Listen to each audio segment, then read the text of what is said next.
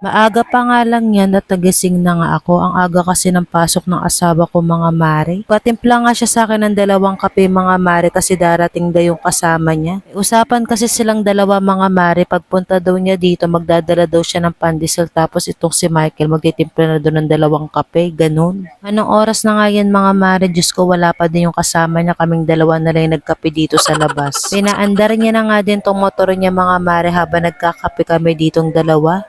Tuwing umaga nga mga mare, ang sarap magkape dito sa labas namin, nakaka-good vibes. Gantong eksena nga yung gusto ko tuwing umaga mga mare, yung magkakape kayo ng asawa mo, tapos mag-uusap kayo ng buhay-buhay nyo, ganon. O di ba ang aga namin nakatambay dito sa labas para magmarites lang kaming dalawa ng asawa ko, charot.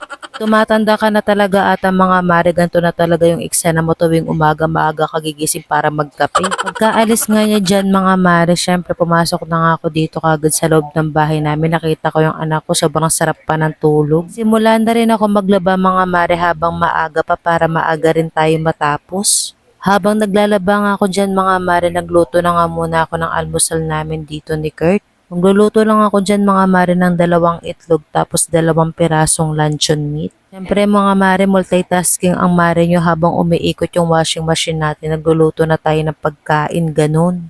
Pag nanay ka na ata mga mare, lahat na lang ng mga bagay kayang-kaya mapagsabayin lahat. Yung tipong habang umiikot yung washing machine mo, nagluluto ka na ng pagkain yun, naglilinis ka na ng bahay, lahat ng pwede mong gawing ginawa mo na. Ngayon ko nga lang na-realize yung hirap na ginagawa ng nanay ko nung mga bata pa kami.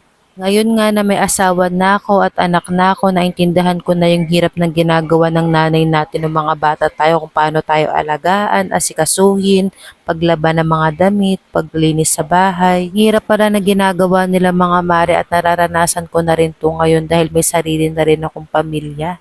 Totoo nga yung kasabihan natin mga mare na kapag andun ka na sa sitwasyon na dati wala ka, hindi mo marirealize yung hirap at yung pagdudusa ng isang tao. O di ba ang dami ko na namang nasabi sa inyo. Anyway mga mare, kumain na nga ako dito at nagugutom na rin talaga kasi ako. Hindi ko na nga inintay magising si Kurt mga mare at kumain na nga ako mag-isa. Kailangan nga natin ng energy ngayon mga mare kasi medyo marami-rami tayong lalabhan. Ulit-ulit na lang talaga yung trabaho ko dito sa bahay mga mare pero wala tayong no choice. Sa araw-araw nga na ginawa ng Diyos, ganito lagi yung gagawin natin, paulit-ulit na lang. Kayo ba hindi ba paulit-ulit yung ginagawa nyo? Alam mo yun yung mapapaisip ka na lang na ganito na lang lagi, naglalaba, nagluluto, naglilinis, papasok, kakain. Tapos kinabukasan ganun ulit yung gagawin mo.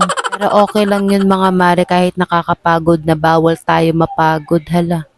Anyway mga mare, sumikat na ngayong araw dito sa amin. Kala ko kasi kanina uulan yan. After ko nga maglaba mga mare, nagchilak-chilaks muna ako dito. Nanood ako ng movie. Tapos yung asawa ko nandito sa labas, naglilinis ng motor niya. O diba mahal na mahal niya yung motor niya. Pero sa bahay pag inutusan mo yung magwalis, hindi magawa. Pag sa motor niya, diba ang bilis. Pulido pa yung pagkakalinis niyan. Tignan nyo naman pati yung kila-ilalim lilinisin niya. Siyempre, napagod nga siya dyan mga mare. Pinagluto ko nga siya na tong hot cake na may palaman na cheese tapos ham. Merienda time na nga pala to mga mare kaya pinagluto ko na nga silang dalawa ng anak ko ng merienda nila. Favorite nga nila tong hinuluto ko ng mga mare na pancake tapos may ham and cheese na palaman. Inge!